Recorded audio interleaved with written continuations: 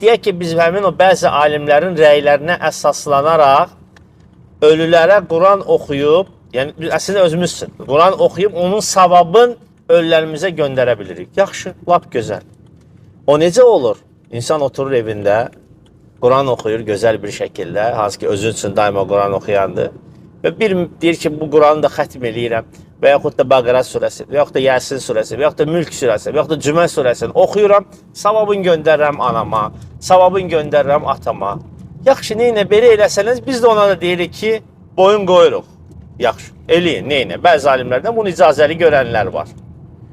İndi əslində racih olan, doğru, üstün görülən görüş odur ki, ibadətlərdə qiyas yox. Laf desək ki, var. Yəni,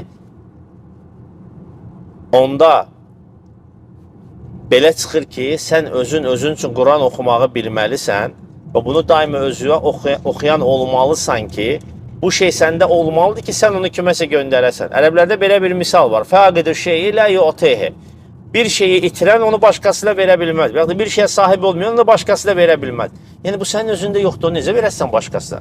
Deyirsə ki, məndə yoxdur, mən pul verib kiməsə oxutdururam. İndi gəlib çıxırıq biz deyənə. Bizim əsas tənqid hədəfinə tutduğumuz budur. Allahlar onu özləri üçün oxumurlar. O şeydə onların savabı yoxdur. Çünki onu pulla oxuyurlar. Pulla olan şeydə savab yoxdur. Savab olmayan şeyi də başqasına necə göndərə bilər? Yəni, bu insan orada öz payı yoxdur o ibadətdə. Çünki o ibadət pulla olundu. Madəm ki, o ibadət pullandırsa, onun savabı yoxdur. Nəinki savabı yoxdur? Ona görə insan günah qazanır. Çünki Allahın ayətlərini pulla satır. Yəni, bu göndərsə, uzaq başı günahı göndərə bilər. Lakin Allah Teala başqasının günahını başqasına da yükləyən deyilir.